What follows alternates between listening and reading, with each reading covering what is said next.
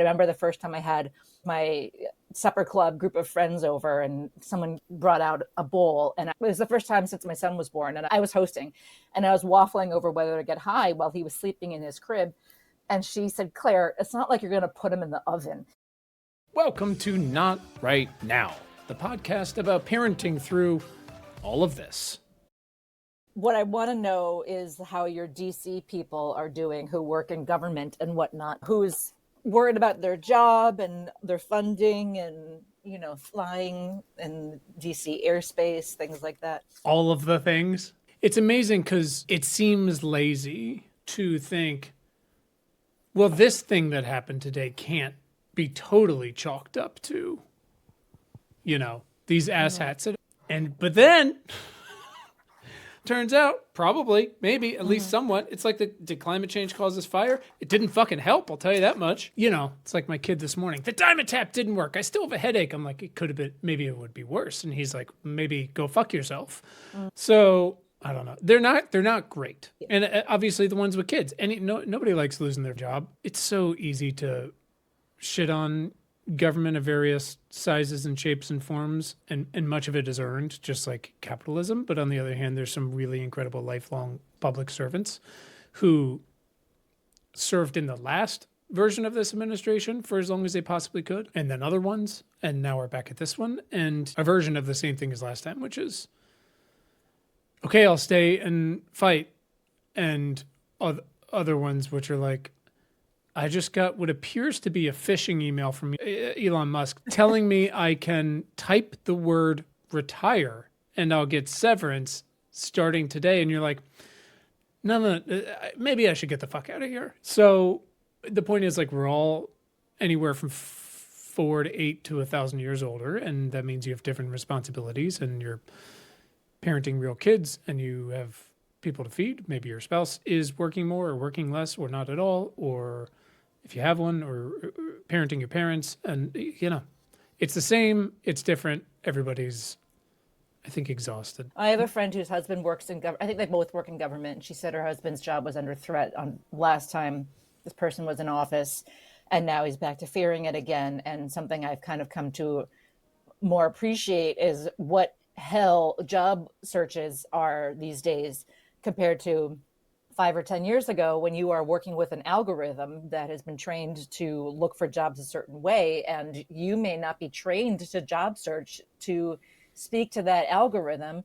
Not to mention, maybe you actually like your job and or you want to be one of the good ones who sticks around to, cause the good trouble. And, it's not even like DC stuff. My friend's sister is a nurse in the VA and she got that fork in the road email. And, I am just appreciating anew how much I don't understand how government works, and I feel like sex ed and civics, we should get, mandatory refreshers on every 5 years or so. And also that, it's that, are they doing this on purpose to confuse us and overwhelm us? What is happening behind the scenes that we're too busy focusing on right now that we're not, not to sound like galaxy brain, but. No, it's not galaxy brain. From last time, from understanding what happened while they were, at least on the federal level, somewhat out of power, to this time, and the folks behind the machine, which is how government's always worked. I mean, the chief of staff is the person who's run the country for 75 years. So it's very complicated. But I think there is both a master plan that has been long developed being executed at a lot of levels, some of which by relatively intelligent, evil people, and in a lot of other ways by morons who are not interested in how it functions. You can only tear down so much before you're like, we forgot to put somebody in charge of the FAA. And so I think it's yes. The answer is yes to all of it, which is, yeah, there is a master plan. They wrote it down in a fucking textbook and made a PDF of it 2 years ago, and they're doing a lot of it. They can only do so much. Yes, the answer is yes, and like you said, your friend at the VA and nonprofits and all this stuff, and even our work, we're looking at it going, okay, we have to be very strategic about where we can be effective for our purposes, but also because people trust us to tell them where they can be effective, and we don't want to waste their effort. And some of that's just going to be waiting and seeing what the fuck is happening. I have some other questions that are current events related. I also want to know, are you ready for bird flu? Because I've been seeing my Instagram is saying it's time to get serious about bird flu, and I'm like, all right, ready. Let's do it. Let's get serious. Let's How do fucking I do it. start? I'm not gonna touch the dead bird. If I see it on the sidewalk, done. I won't start a chicken coop. I don't know what else to do. Everyone can check out my conversation with Nahid Badalia. She is the best as a person and among the best in the world at this. And the most basic takeaway is it's not a pandemic yet, but it's definitely not as great of a place as it was last year. Like, it's not going well. And that was the week before everybody took office. So, yeah, stay away from birds, unfortunately. Don't get new birds. It's the stuff that's like a bummer where you're like, don't refill my bird feeder. Yeah, don't touch that shit. Because also we don't know how it transmits yet. We all saw those Instagram posts about I got my parents this bird feeder with an e-cam and cam birds and I'm like, those were the things. That was it. That was like the the Trojan horse, the Trojan bird. That It was grandparents with bird cams. Yeah, yeah. So I'll put the link out there for this. Again, I try to be pretty. Have a sober accounting of these things as much as possible, which often can seem galaxy brain or like hysterics, but that's how things go sometimes. So it's not great. There's some things we're better prepared for and others we're not. Yeah. And also I think we've forgotten how to handle sickness right now. We both had sick kids this week, which you can talk about. I have one home right now. I have another one at school. He probably shouldn't be at school, but priorities. Yep. Yeah, and my son had to miss the science fair today, which he's literally been working on after all that? Fuck. Yeah, since he's been working on this since August. And the teacher, I emailed her yesterday. I'll gloss over the science fair details, but I said, I think he's sick. What should I do? And she kind of recommended that he come in sick, present, and go home. And he's too sick for that. Like I would feel bad for him, But my friend who's judging it is a nurse, and she was pondering wearing a mask to judge it, and then she was worried that she might get blowback from conservative parents who are former anti-mask types. And I was like, I think you're still allowed to not want to be sick. I don't think that's a political stance like that. You shouldn't have to worry about that. But we had COVID a few weeks ago. You guys have had all kinds of stuff. All of the things. Yeah. And I don't think we know what to do anymore and what is appropriate, in terms of protecting our kids, protecting our teachers, protecting ourselves. I think we've kind of completely lost the plot in terms of protocol. Yeah. And I'll try not to spend the whole conversation like this, but that's my not right now face right now about 7 different things. Yeah, we have forgotten a little bit. We also structurally in a lot of places, made it, for example, illegal to wear masks in a lot of places under the auspices of facial identification and all kinds of shit like that. But that was obviously all on purpose, So there's a lot of institutional things that we're actually not capable of doing at the local, state, and federal level that we were capable of doing for at least a little while last time, whether those were blunt instruments or not. But as far as ourselves, from what I understand, and again, I feel very privileged to be able to talk to people like Dr. Badalia who are like, look, the same shit that worked, that we figured out that worked 100 years ago, is still the basic things that everyone should be doing. And before you even get to the moral parts, it's like, you should wash your hands, and you should probably do it with soap and water because, for example, with norovirus, hand sanitizer won't do it. So soap and water, man. And your kids might be annoyed at that because they got used to the pomp of the thing, but too bad. Please don't blow your nose into the air. Don't do that. And obviously, Claire, you have a problem with that, but if your kids could not do it too, that would be great. If you are going to wear a mask, wear one because it's the Good Samaritan thing to do. Because, and Allison, if you're listening, she said, and Christ, if I could teach it to everybody, like you said, we need to revisit things every 5 years. She said, nobody's going to get this from me. And boy, that would be real helpful to just plaster everywhere. Which is like, of course, I don't fucking want it. And I definitely don't want my kids or grandparents or babies or whatever to have it. But, no one's going to get it from me, And so, yeah, wear your mask. Like, if, that was part of sending my kid to school today. I needed him out of the house, 1,000%. Gave him a mask. I said, here's your Dimetapp. I'll give you more later. He didn't have a fever. We did the home flu test, all the stuff. And you do as much as you can to protect them and yourselves, but also because my wife is like, do not fucking get sick. You can ignore him for a full day, but you are not allowed to get sick. Are you a good soldier when you're sick? I mean, I'm sure I'm a pain in the ass like most days. I'm very lucky that I, for whatever reason, don't get sick that often. So when I do, it's usually not ideal. But I mean, I had the real flu 4 or 5 years ago, was in the hospital for a few days. And I remember the doctor, this is pre-COVID maybe, who knows. And I remember the doctor looking at me and going, you're really lucky you're in really good shape because this is not great. That was one of those years when the flu was really bad. And I was like, see, it's not just dad flu, whatever the fuck they call it. Of course that's true, but yeah, it's not great. So I don't know, man. I probably do a little too much. Hey, champ, buck up. You'll be fine. And I feel terrible, but... Yeah. My husband is sick, but he's out of the town right now. And, you're at a different stage of parenting when you're like, you know what, sometimes it's easier with one fewer human around. And, and Totally. I think I can be more sympathetic to him over text message while he's out, than if he were home and he was third in line of, the sick people. But that's also kind of the thing of like just parenting in general, which is I would rather have you, and we always deal with this from working from home stuff, if both of us are there or whatever it is, I would rather have you out of the house or out of the state than within proximity, but not contributing, right? Yeah. And just because you're just like, but could you just come over here and deal with this macaroni and cheese problem? What I want to know is, what is something you said not right now to either with your mouth or with your brain in the last, What is something I really had to push? My wife is out of town. They've been strangely well behaved for 48 hours, which means it's all going to come crumbling down at some point. Oh, yeah, I think it was, how come you didn't get the specific Faye yogurt?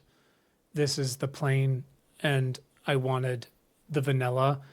And I just sat there and thought to myself, again, you don't want to go to like the starving kids in Africa thing. I was just going to say Gaza, that. they have Right, the Gaza. same yogurt. Yep, same fucking yogurt. I just mostly skip that. And I just think to myself, just, are you fucking kidding me? But I usually, I mean, it's hard. Like I struggle not to immediately go to, you know what? Here's the deal. I'm not going to order any groceries for 3 weeks. We're going to eat what we've got. And that's the deal. We'll strip it down to nothing. And you can either have peanut butter or no peanut butter, but this is the peanut butter we fucking have. And sometimes I do that. I try not to react in the moment to that because I think when the child in question said that, I was in the middle of making 3 breakfasts, 3 lunches, feed the dog, all the stuff. And they often want them simultaneously. And I'm like, it's impossible. Yeah. What about you? Yeah, let's see. Well, the biggest one I would say is that on the way to school, after my son told me he would like the Lunchable with the big chicken nugget, because when Thursdays there's no hot lunch and I don't make lunch, so we do Lunchables because we're trash people, and I don't even know if there is a big Lunchable. But he said, "Did you get a call from the assistant principal?" And I said, "No, why?" And he said, it's hard to explain, which is my least favorite thing in the world, which means it's not that hard to explain. It just doesn't want to talk about it. And I guess he was overheard saying the F word, apparently, by some little rat fink narc girls who told on him. And so he was brought to the principal's office during recess, which is, great for ADHD kids, definitely skip recess. And the assistant principal said basically they couldn't prove it and they couldn't get to the bottom of it, but my son was receptive to it. And, and for a second I was like, which F word? Because there's there's 2 separate conversations. And then I was like, I don't fucking care, honestly. Yeah. We'll talk about this later, but what am I going to say? Don't say that. Like I've had 2 calls about finding a new psychiatrist for him this week because we got to, better titrate his medication. Science Project, Catholic Schools Week, Trump. Are the fires still happening in California? Or are those all done? I haven't put that to rest yet. And, Valentine's Day is coming. So I was like, I can't. So my not right now was like, whatever word he said or didn't say, I can't think about that too much. Let's back up to that moment, because this is what really stuck with me when you texted me about this earlier, because I felt it as my wife said, like, in my cells when he said, just apropos of nothing, walk into the car, whatever. Hey, did the assistant principal text you yet? Stop right there. Describe to me that feeling, because you're not a first time. You didn't start parenting yesterday. That's the whole thing. Go take me down that road before you even responded or he responded. Truly, I mean, if you had caught me on any other week where people hadn't been sick and there weren't Battle of the Books, I didn't even mention that, I would have been probably devastated and truly concerned. And this time, I think, yeah, I was mostly like, I hope it's not a hate crime. Honestly, that is the main thing. If it is simply just being bad, like lowercase bad, like I can handle that. My standards have changed. I can't tell you how much I used to take it extremely personally, like it was a reflection of me and my everyday efforts. I thought teachers thought I told my kids, like, hey, say fuck, say it as much Like as you practiced hate crimes at home. It's fun. It's funny. I think I kind of more feel bummed right now about how much negativity this kid has been getting lately. I feel like pretty okay about the fact that we have movement on it and we have a plan and we're going to see this new doctor. But my husband said the other day, I wish we could enjoy him more. I wish, and we are just not really at an enjoyment stage right now. And I have the perspective to know that it is a stage and it is going to get better. And we're going to talk about coping allegedly in a little bit. I take the right medication, I think, to help me keep from lying on the floor, which I do when things are really, really bad. But yeah, so in a weird way, I was like, well, it's not great, but just throw it on the pile. Throw it on the pile of, everything else. I wish we could enjoy him more. One of my children is same exact thing, but thankfully we have pros and cons. We got past that. His issues were more when he was younger. So it's so much easier, so much better. But instead, I now walk around. We've got these great digital photo frames, which I can't recommend enough. They're called by a company called Aura, A-U-R-A. Not cheap, but they're an amazing way to just let your pictures or old family photos, whatever, live. Got them all around the house. And so instead, I walk around and I see pictures of me and him during his more difficult period. And I'm like, boy, I would pay $67 million to go back and be a better parent during that time. But I guess I fucking can't. And so he's got whatever issues he's got because of how badly I handled that. And again, as my old therapist used to say, I'm shoulding all over myself. Yeah, so that's my version. Instead of being in the present moment, I'm like, boy, it would have been nice to have enjoyed that, and it's probably my fault. So no, I think honestly, old pictures and videos are such I've done some research on why they trigger these feelings, and it's just simply you can't not feel that certain way. And I'm the same way with this kid because he was objectively like such a cute baby and toddler, and so fat and dimples and cute little face, and But also he was the kid who would look over his shoulder and smile at you while he ran into the street.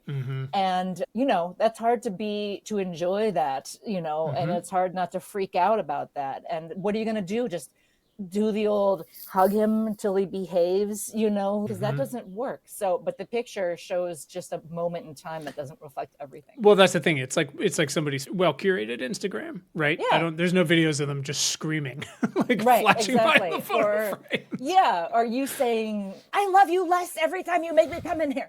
I'm not saying that's something I've said. I've certainly thought No. Paraphrase that.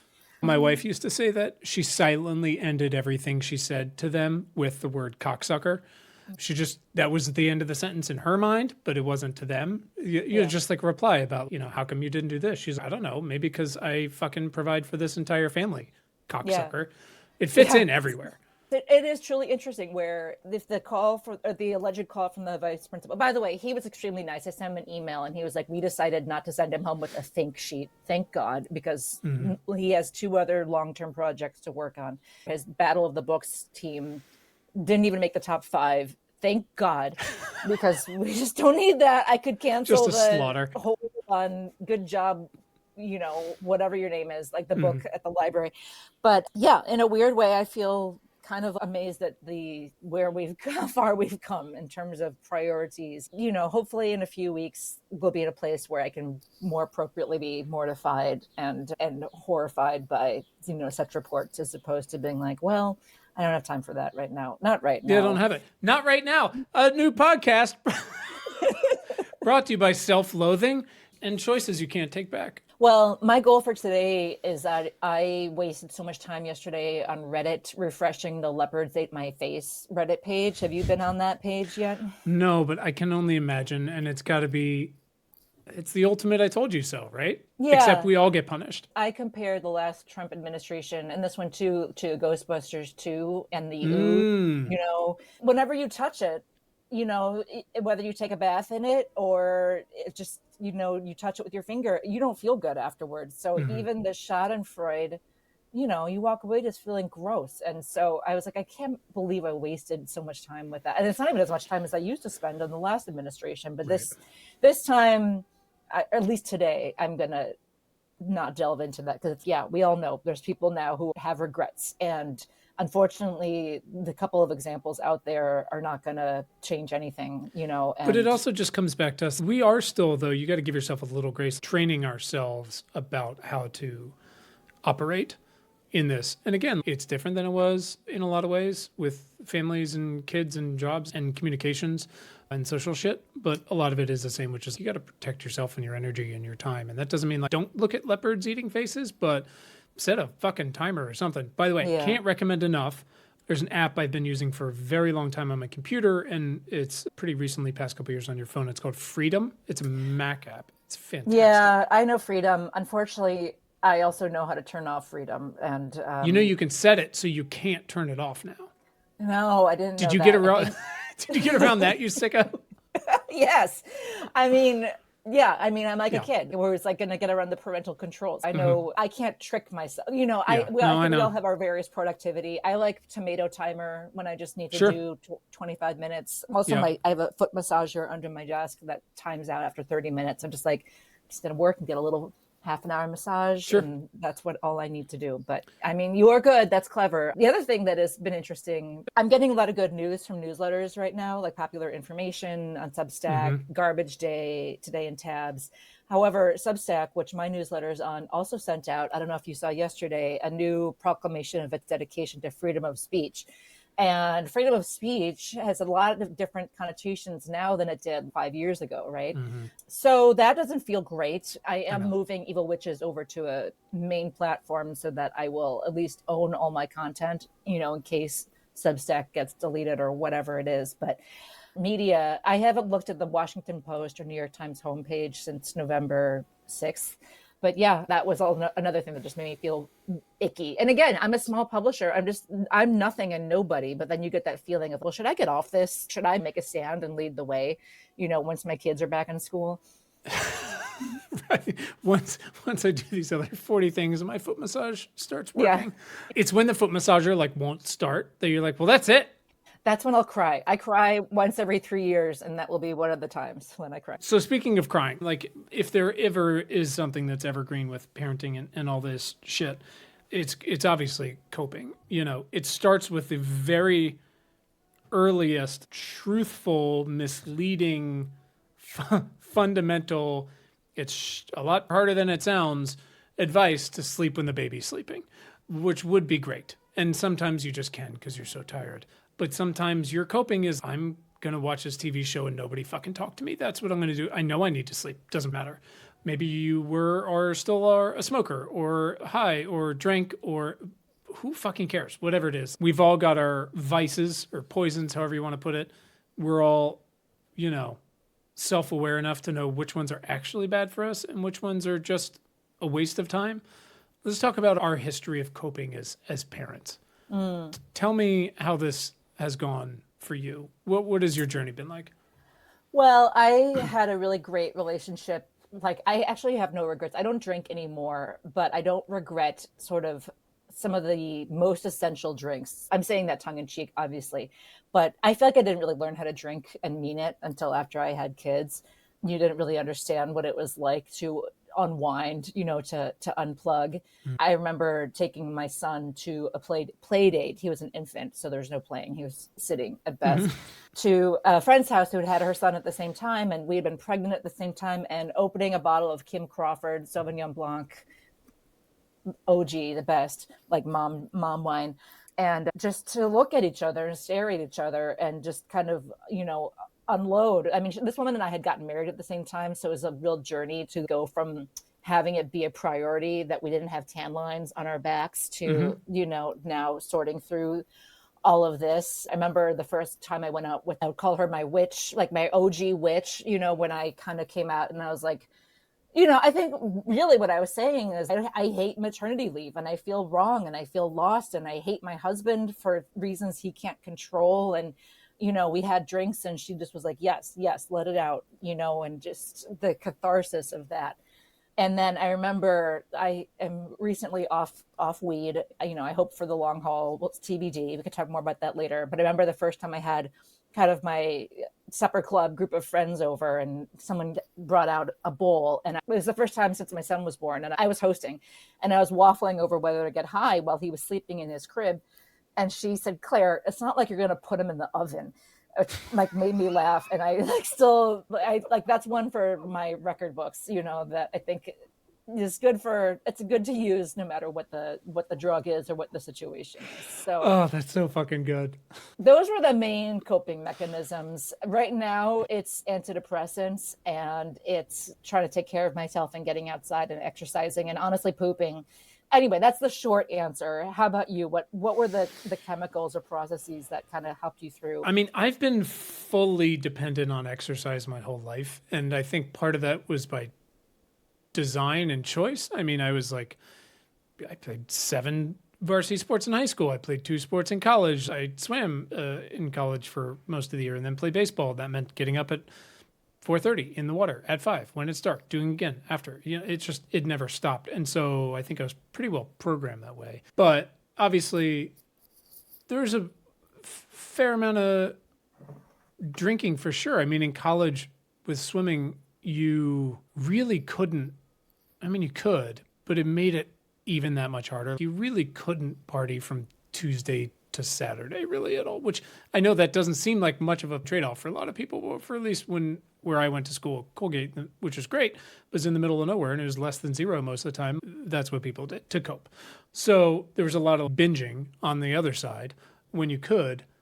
And then, I lived abroad and I lived in New York and my group that I worked with at ESPN was like at the time 4 guys under 28 and we partied and it was great. And there was a lot of drinking and that continued then. My best friend died of cancer, a lot of drinking, moved out to the West Coast with my then long distance girlfriend, now mother of my children, and kept doing that and was fully depressed. And then we basically couldn't have kids, kept drinking, spent all our money on IVF, kept drinking. They told me that couldn't have kids wasn't my fault, despite the drinking, which was pretty shocking, honestly. But we actually never found out what the problem was because fucking whatever. Now we have 3 and kind of kept going with that. And honestly, it tapered off mostly because we didn't keep much around the house, I guess.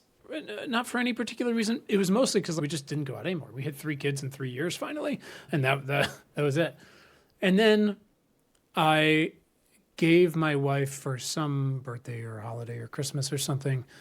A friend ran a really nice catering company. I said, hey, I would love to take her to cocktail classes. She's really interested in the ritual of it. We can't go anywhere. We got all these tiny kids. And he's like, oh, I got a guy. Just pay him cash. He'll come over to your house. He'll just teach you. He's great. And we did that. And so she got really into making cocktails. And that was great. And we drank them and we'd have them on date nights when we did that and all that kind of stuff. But eventually I just got so fucking tired on a clean day. I was like, I can't. It's just too much.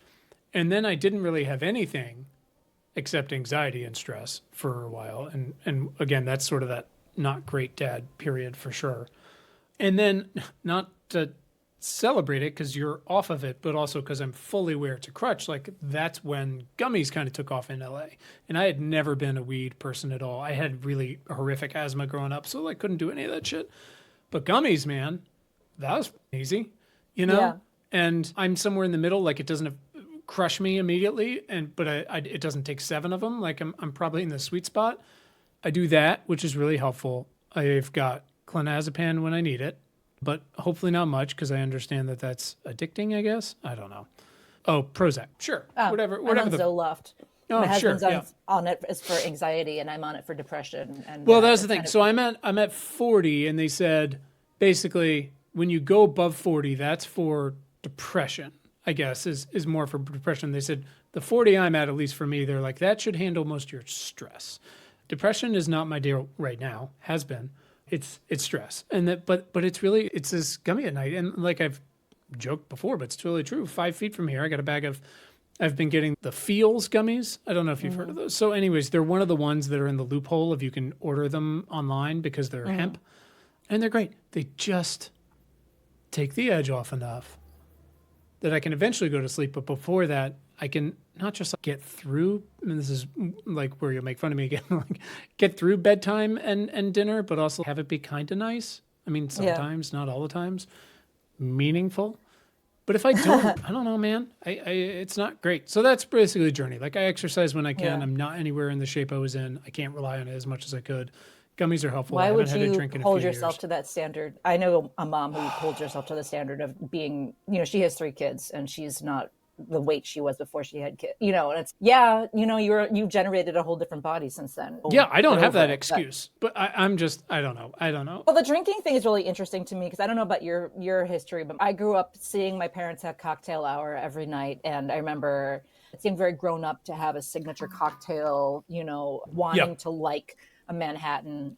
My mom drinks a Gibson, which is a martini, but with an onion instead of an olive. And I sort of an all or nothing personality. At first, it was food for me, and I had to go to therapy to learn how to kind of eat in normal quantities and not eat my feelings. Mm-hmm. And then drinking, it was during COVID that I realized that, it's that saying of one is not enough, or no, one is too many, and, a thousand's not enough. Mm-hmm. And I would binge drink on an empty stomach, but I would get high because I told myself that would kind of take off the hangover. It didn't work somehow. And the anxiety, I think, was what really started making it extra bad. Was waking up at 3 or 4 in the morning and berating myself and just saying, what, you're such a stupid bitch and you're going to die from cancer that you gave yourself, and you did it to yourself again. And I happened to get this book in the mail by this woman, Ruby Warrington. I got it through email, just like a press edition about the 100-day sober reset. And I'd done things like dry January and whatever it was, and taken a month off, but this was 100 days. And she had sort of these different prompts and thought exercises. And one of the things that stuck with me was like, if alcohol is working for you, why are you always trying to drink less? And I realized that I was always trying to moderate, and like that, and it simply wasn't working anymore. And the premise of the book was like, after 100 days, this will change the way you think about alcohol, and you may come back to it with a different, perspective, or you may never come back. And I never came back, and that wasn't even my goal to begin with. So, but you can't help but then start realizing how normalized alcohol is. And, I have a lot of feelings about. My husband there's a local brewery in town called Sketchbook, and Sketchbook is awesome, and they make non-alcoholic drinks. I'm really lucky to live in an area where it's easy to not drink. There's a lot of great non-alcoholic options, but he likes a kind of beer called Orange Door. That's a huge IPA, like a real punch you in the mouth IPA that'll pucker your, like it doesn't taste like strawberries or anything like that. And he can drink several of those, and he's a big guy, and he'll say, I'm not drunk, and he's not, but you're like, but you should be, like, you actually, like, that's kind of like not great, but and he does a lot of work in advertising for Coors, and and the Super Bowl is coming up, so ask me how I feel about advertising during athletic events while your kids are watching, and then catering to veterans, but Oh, I mean, the whole thing's funded by alcohol in the Department of Defense. yeah. So, and it's just been interesting. The Surgeon General just came out saying we should put cancer warnings on drinks. And I was like, people are not going to want to hear this. And people are mad. People they don't want to hear it because they're sick of being told things are killing them, which I understand. But also I'm like, I do feel like alcohol is a little bit like tobacco, where we got sold this image of this is, it's sophisticated and it's fun and it's party and it's harmless. And people are sick of being told that whatever they're taking in is bad for them or bad for the environment. So, I have my own soapbox. I'm just glad that I at least don't wake up at 3 a.m. berating myself anymore. And my kids don't have a mom who like hates herself as much as she might have at one point, because Yeah. it's not an easy gig, under the best of Well, circumstances. that's what I want to kind of come back to here, because you've made more of a, I guess, your transition's kind of gone in the opposite of mine in some ways. Are there things about parenting that used to trigger you to go, time for a drink Oh. or time for some weed? And do they still do that? And how do you cope with them now, if so? Or are they different? Like you said, it's a fucking tough gig. How do you cope now in the moment? Oh, now in the moment, geez. I mean, what the moment we're talking about right now is a really weird time, right? And I think with my age, and I deal with perimenopause. I don't know if your wife is in that special area yet. We're dabbling. It's really wild and it's misunderstood. It's And misunderstood because we don't research it, but yeah. why should you? Why would one?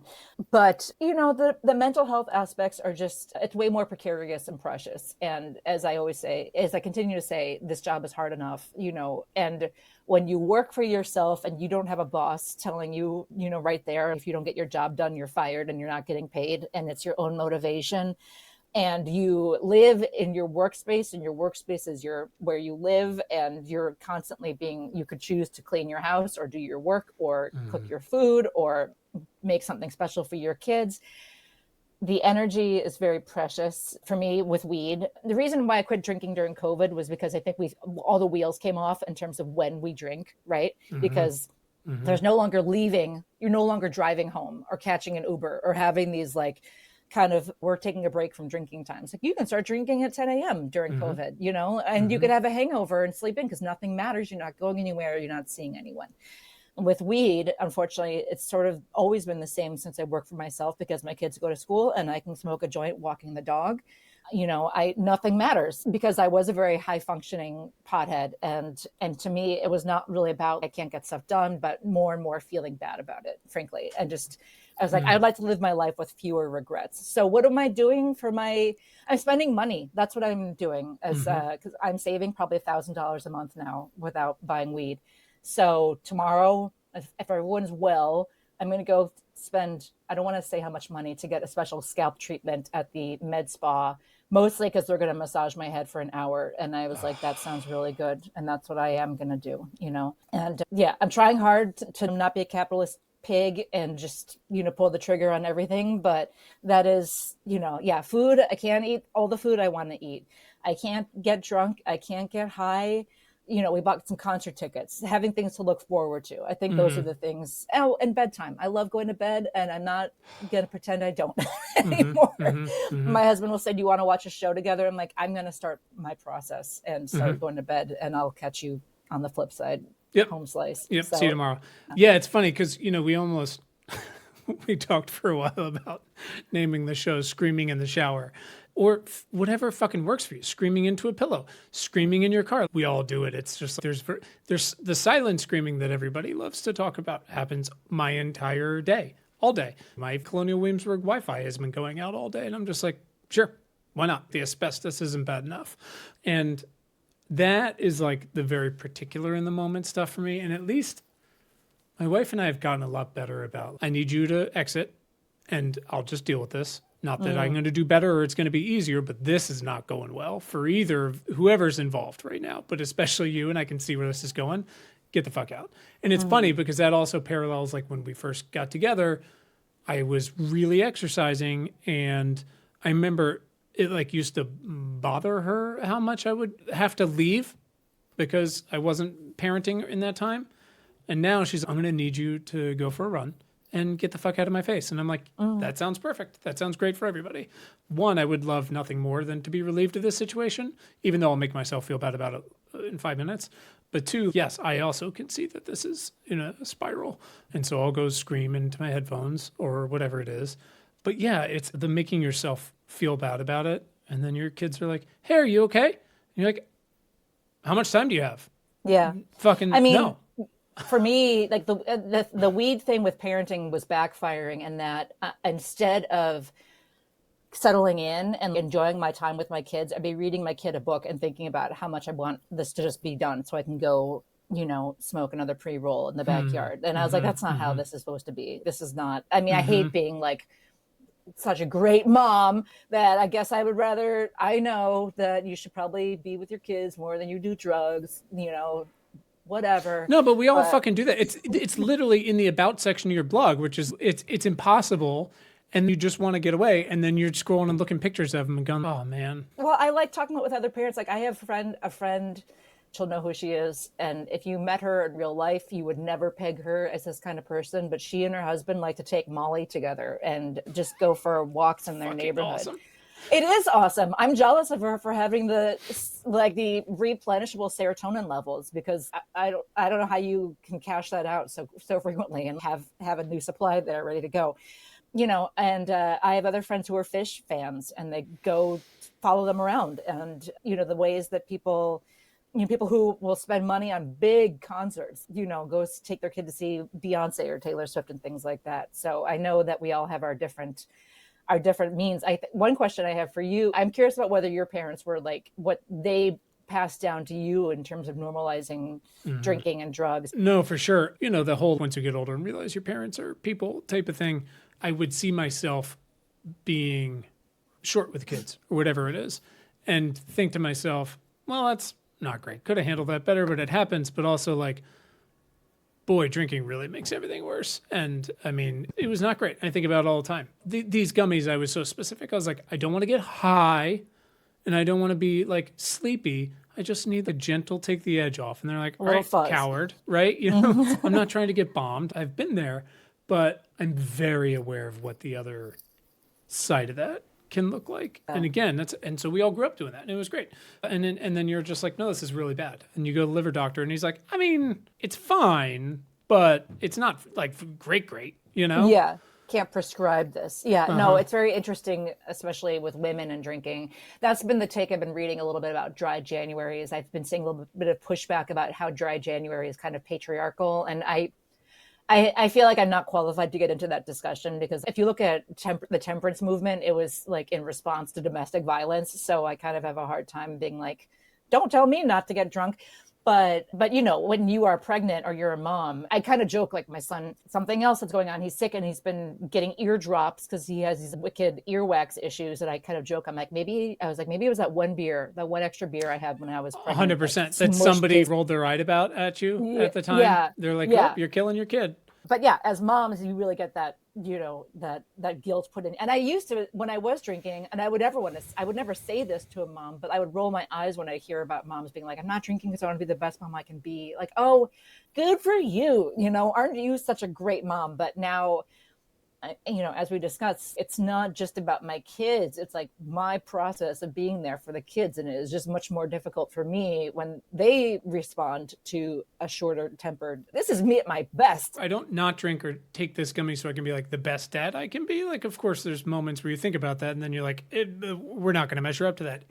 I don't want to be the other thing. And there's the gray area there, Well, I have said that since I stopped drinking, I regret being angry a lot less. I remember, like, you go through these physical shifts, and I remember after I had my first kid, it was like exactly almost a year after to date, and I had just lost finally the last of the 50 pounds I'd gained with him, which shouldn't matter, and it's not like a goal for women, but it mattered to me.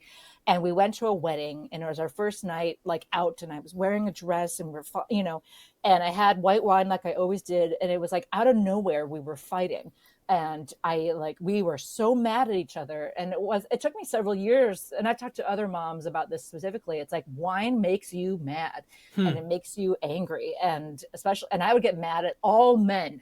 Start with my husband and kids, and be like, fuck every man ever in the world. I hate, and, I would just be in the kitchen making coffee, thinking about how much I hate all men. And it was because I had 3 glasses of wine, and it just hit differently, So now when I get mad, I'm like, well, I had a reason to, it's not fake. You know what I mean? It wasn't brought on by something 100%. that I brought on to myself. So that's kind of nice. I feel like fewer regrets is a nice way to feel, But I want to know, not to generalize, and I don't want to, Please.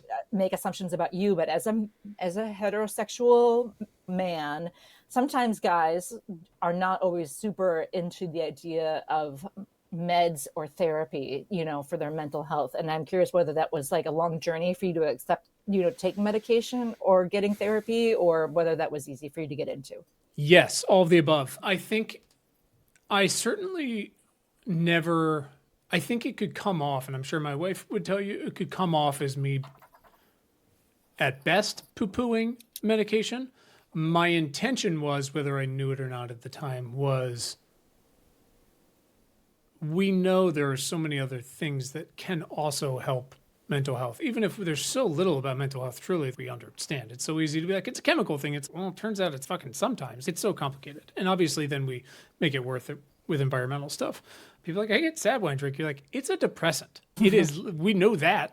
But so I think personally then, knowing all that, I was really sure I would always be able, long term and short term that week, that if I just went for a run, like I was managing it and I was good. I'm clearly doing okay with this because I'm doing these things that, again, that are provable, probably could have been worse. But, as much as like we always joke and not joke about like how hard 3 under 3 was, as you know, then they start walking and it gets more complicated, and opinions and questions and life and all this. And you have your fights and you get older, and presidential administrations. And I changed my career to climate change. And yeah, basically it was like a year and a half ago, something like that. There's just a whole list of very stressful things that were pretty much out of my control. Nothing was really getting it done to manage that. I remember I was sitting right here over there. And so I've got buddies in this little office back here, and I got another buddy down the hall. It's like a fraternity kind of tired old dads. And my resting heart rate's usually like 45, something like that. And I remember sitting at my desk and being like, that feels high, and looking at my dumb watch, and it was like 90. And I was like, I've been pretty stressed, a little tightness here or there. And then all of a sudden it was like 170 sitting there. And I was like, I don't feel well. And went down the hall, knocked on my buddy's door. He's on the phone selling steak knives, whatever he does. And I was like, you got to help. So ambulance comes, gets me all this. And they were like, yeah, listen, man, not like a heart attack. However, this is not great, and stress is not great. And it's so great you're exercising, it's not enough. So while you try to deal with the other things that maybe some you have control over and some you don't, obviously identifying those is helpful if you have the luxury to do it. They're like, in the meantime, let's not have the real thing and start this. And I was like, great, you can give me whatever the fuck you want. I don't care. I don't care. So they gave me, again, the Prozac, I think I started at 20, moved to 40. And again, the Klonopin when you need it. I got the gummy nuts, all that. And I still try to do the exercise. And by the way, still anxiety and stress. I don't know how much worse it would be. And there's definitely things I've learned to manage better. Again, some things are out of my control and can be pretty stressful. But yeah, I mean, as far as like the masculinity side of it, I think it was just more, it was less like, oh, I'm too tough for this, and more, it was made clear to me by my body and elsewhere that everything I was doing wasn't cutting it anymore, essentially. And again, my best buddy died. A couple guys from my college swim team have died. My younger brother almost burned to death at one point. I've had enough like scares that the one thing I definitely don't deal with at all is like death at all. I'm mildly terrified of that. So having even a remotely close encounter was enough for me to be like, you can needle whatever you want into my arm. Like I genuinely don't give a shit, because I'm managing it well enough without that just goes out the window real fast once that, because I'm just like, well, I don't want to go anywhere. And so now it may be too far, but I don't think so. I definitely look at any sort of stressful situation and go, can I control this? And if so, can I just do away with it somehow? And if not, what can I do about it and leave the rest? But if it's something I can't control, I got to figure out some way to cut it out, because we're not doing it. So it has been a journey, probably, a little different than some. It helps. I've got a bunch of various versions of mental health folks in my life. I've had some really good therapists over the years. Yeah, I don't know. It is a journey though, man. But I'm really glad I haven't had to be in the place of, listen, you really need to stop drinking. You know, Yeah. that was easier to do away with. And now it's, let's do some proactive things instead. Yeah. I should ask my husband what it was that finally convinced him. I think it was his therapist that he's currently seeing who convinced him to go on anti-anxiety, because he has anxiety pretty bad. And we had some fights about my lack of empathy and kindness over it, because it would just, kind of spill into his everyday life. And he would say, if you had a mental health emergency like this, I would be nice to you. And I would say, but I wouldn't let myself be at this point where you would have to be involved to a certain extent. And he and I think we'd had a couple of come to Jesus conversations where I was like, I'm not playing right now, this is for real. He had a bad experience with antidepressants when he was younger, and I just think, again, this is just a generalization, I think guys are really scared of changing or becoming different. And I don't really understand why, because it's like everything changes you, going outside changes you, eating changes you, but fortunately he has a doctor who he likes, and he listens to her, and he takes these meds. So flying used to be a big one for him, and he would take anti-anxiety pills and drink. I remember once he called me from a plane because he passed out on the plane and he couldn't find his wallet, and he told me the airline attendants were mad at him. And I was like, this is bad. This is bad news, and you're going to get on a list, and it's not cute, and I'm not going to help you. And so he just flew to Florida, and he was saying it was just great how much less buildup there was to it. He said how much less worried he was, and I'm very happy for him. And the bar, unfortunately, it can be kind of low. I have a friend whose husband is always trying to beat the therapist. He's always trying to say, I know what you're trying to do. Yeah. And she's like, not trying to trick you, No. I'm not. I mean, cliches often exist for real reasons, which is just like we're morons, Yeah, and I don't know however what it's it built. is. And I remember, talking about medication. I mean, even before I got on it, and people are like, it might affect your sex life. I'm like, on the list of concerns, my friend. Like, Yeah. I can see, again, you see it happen that people are affected by that or this, or will I have the energy or the focus or the drive? I'm like, I don't have any of those, so I'm not really worried about losing them. Yeah. It's it's interesting because my younger son, we have a family therapist, and now next week we're going to see a new psychiatrist. So for him, mental health is, and he's the one who needs it the most. But I hope my older son, we'll try to say like therapy is for everyone, and it's not an emergency kind of thing. I'm not proud to. I have my medicine therapist who usually just calls to make sure my medications are right, and she kind of just asks me boilerplate questions and tells me what a great job I'm doing. And then I have my talk therapist, and I talk to her every couple of months, and whatever. She's sort of like a someone I just pay to listen to me complain, and that's it. And now, but if that's what works, great. Yeah, doesn't not work.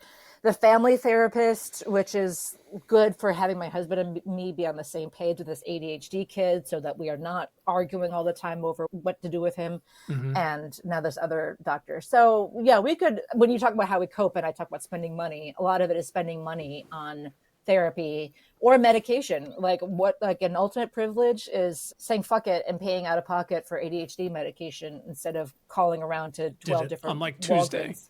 Yeah. They were like, your insurance isn't here anymore. I was like, guess what? Don't care. Need those pills tomorrow.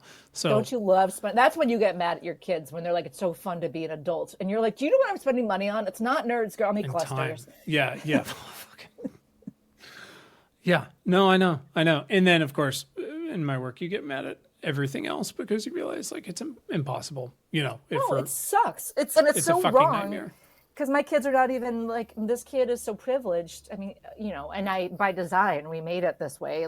But I have a friend who adopted two kids who have special needs, who are Black, and one of them has significant behavior issues. And they're like, this is exactly what we've been worried about, is that this kid who's already marginalized is now getting this reputation at school. And, they should be at the front of the line for the medications. Yeah, whatever they want, whatever the things are. Do you live in a very drinking kind of parenting community? Because we switched into this school where it is really drinking heavy. And I'm glad, I guess, that I know myself, and now I've observed, okay, if I want my own LaCroix, if you want beer, they got it. If you want LaCroix, BYOC. It's pretty good. We moved back here. Again, I was born and raised here. We moved back 3 years ago. And I have two really good childhood friends who have moved back before I did.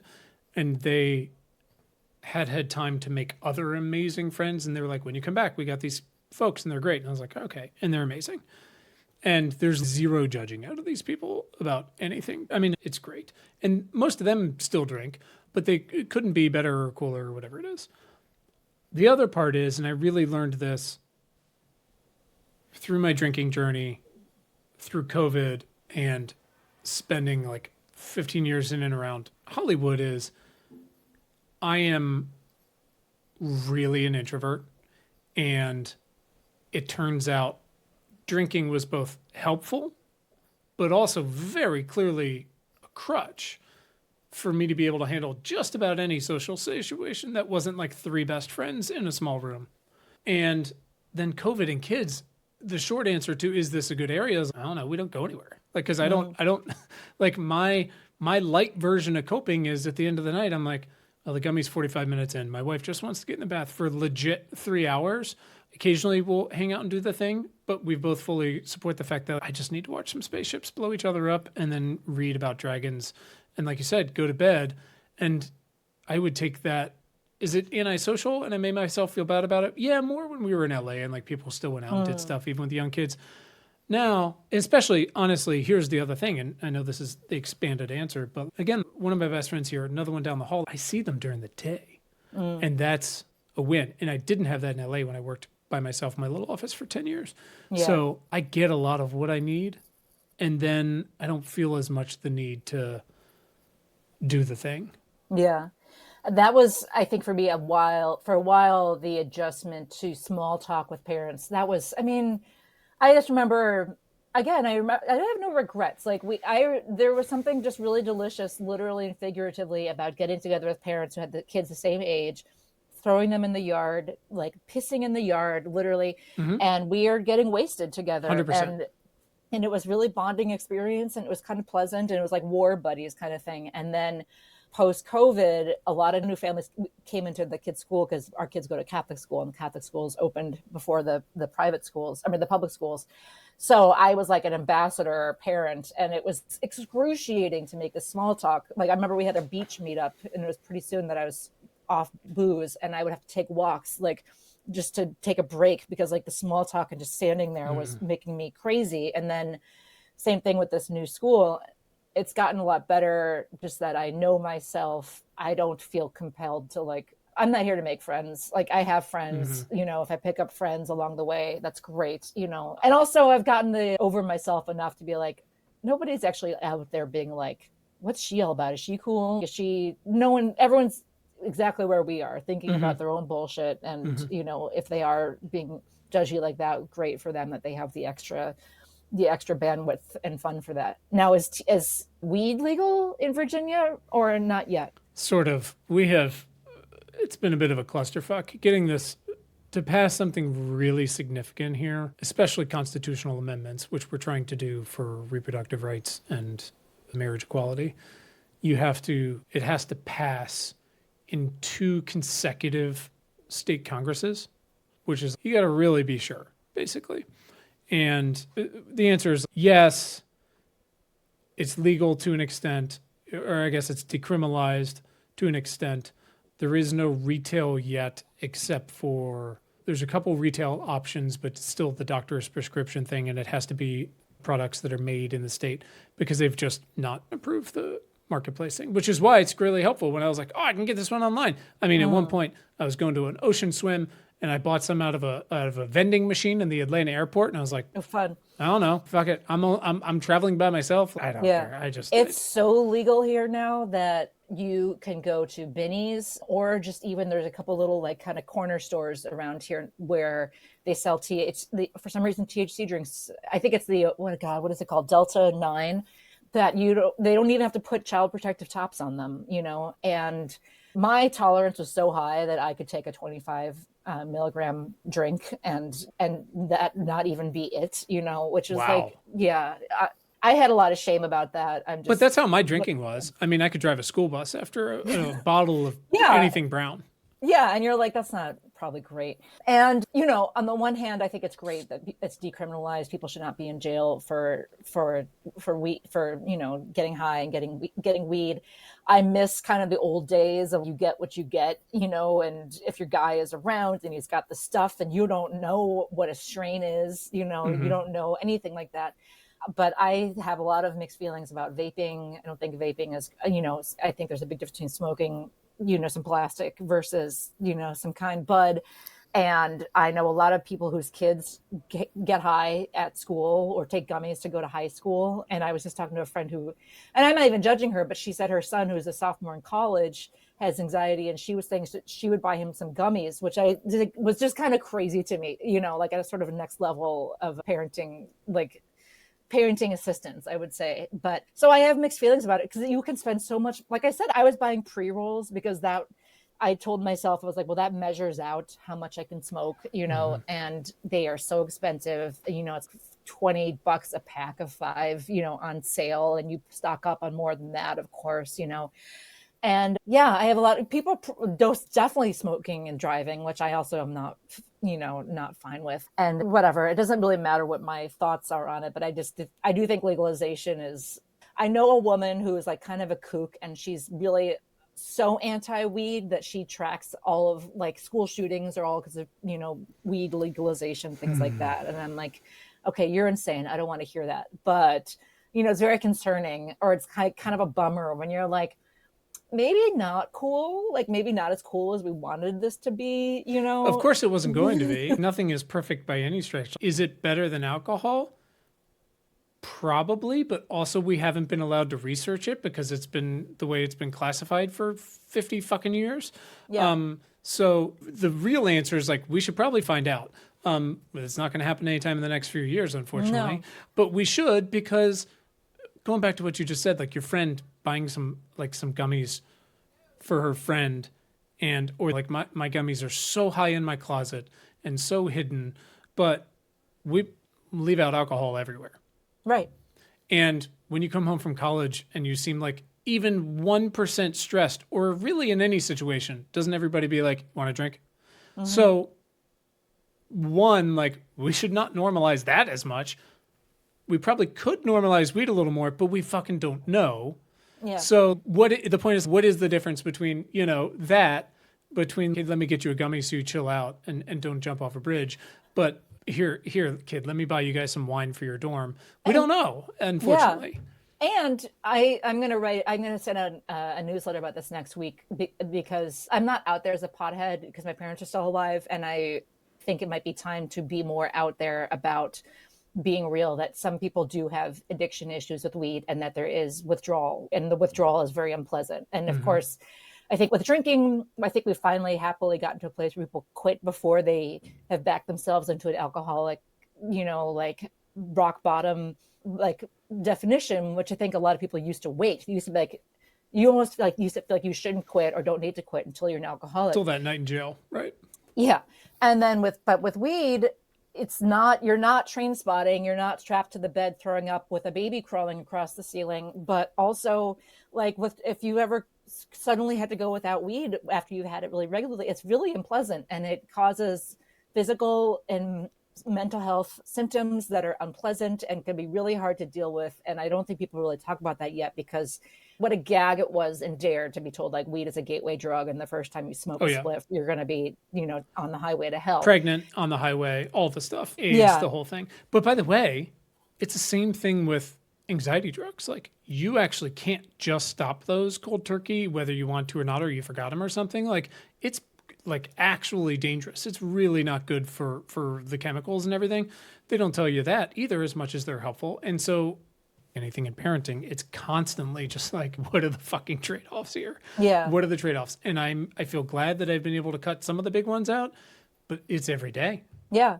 And I would be like, I guess I wouldn't say this to my friend, for instance, but like knowing myself, I would be hesitant to give my kid gummies, because I'd be like, what if he's like me and he just takes to them way too much, and he's, you know, like spending way too much money on them, you know, and then spending so much time regretting that he was, you know, taking them. I did get a medical license more because, well, no, I'll tell you the two reasons why. One, because it's cheaper to get it medically. And two, I told myself that if my son caught me getting high, I could prove that it was medicine, which is like, in retrospect, it's Oh, like, the things we tell ourselves. Yeah. yeah, exactly. And also the process of getting a medical license is really funny. Like it's Oh, like, I've done it. It's incredible. it's like the opposite of getting ADHD medication, where you're like, this is disturbingly easy. Like The this nurse feels will wrong. text you now, right? I Yeah, got your name yeah. wrong. And they're like, here's your certificate. Yeah, and and we've talked with my kids a little bit about this stuff, because at some point I was having THC drinks and they were like, "What is this?" And I'm like, "This is for grown-ups. It's not alcohol, but it's kind of like it." I would be worried. I'd be worried about what Sure. it'd be like giving your kids their first drink at home and being those cool parents who are like, "Well, better to drink at home." And it's, I don't know, maybe, or maybe not. And that's what's so complicated, right? And it's like you get to college, wherever, or your first work, and you discover everyone was raised differently from you, and holy shit, and the trade-offs to that. But again, there's those trade-offs of they're gonna drink. Would I rather them drink at my house using booze that I know I bought and not driving around? Or would I like to think maybe they're at someone else's house not doing that?